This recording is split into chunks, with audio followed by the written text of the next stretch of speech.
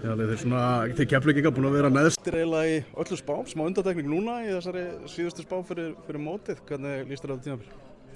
Bara spennandi, gaman að vera komin aftur upp og spáð á flestu stöðum, einhvers staðar í 12. sæti eða 11. eins og hér 11. sæti og það er kannski bara, eðlileg spá fyrir okkur sem nýlega að vera spáð svona neðarlega og það er bara fyrir okkur að afsanna það og markmiðin okkar eru að halda okkur upp í deildinni.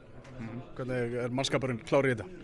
Við erum bara klárir, búin að æfa vel í vetur og svo sem gengi bara fínt í vetur hjá okkur, þannig að mannskapurinn er bara klár. Var þetta mikið högg að detta út á móti grönnum ykkar í Grindavík í bikarnum? Já, það var það. Það er alltaf leiðilegt að detta út í bikar svona snemma og ætluðum okkur að fara langt í þeirri keppni. En það er bara svo það er, þetta endaði með að fara í vít og við erum falluleik og við vinnum ekki bikarinn í ár allavega. Þarna, einn besti maður vallarins, Ásgeir Markmaður hjá ykkur, ertu ekki ánægður með hvernig hann er að koma undan erfiðum meiðslum? Jú, bara gríðarlega. Hann er búinn að vera, þetta er svona hægt, hann hefur verið svona hægur í gang eftir meiðslin. Það tók svona tíma að koma honum einhvern veginn inn á völlin aftur, komið svona önnur meiðslin í setjastrykkjareikningin líka, en nú er hann bara alveg full frískur og bara klár í það. Alveg náttúrulega byrjun hjá ykkur, eitt umtalaðasta lið landsins, þeir sem voru að stúta Valsmönnum, KR-ingar. Já, það er bara verðugt verkefni að fara í Frostaskjóli og reyna að ná í sigur. Við ætlum okkur sannlega að gera það.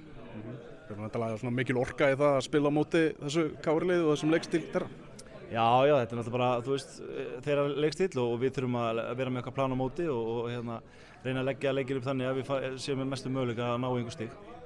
Hvað þurfum við að gera til að stöðva KR-ingar? Já, ef við ekki halda spilum aðeins til það okkur og það er svona fyrir ykkur að sjá.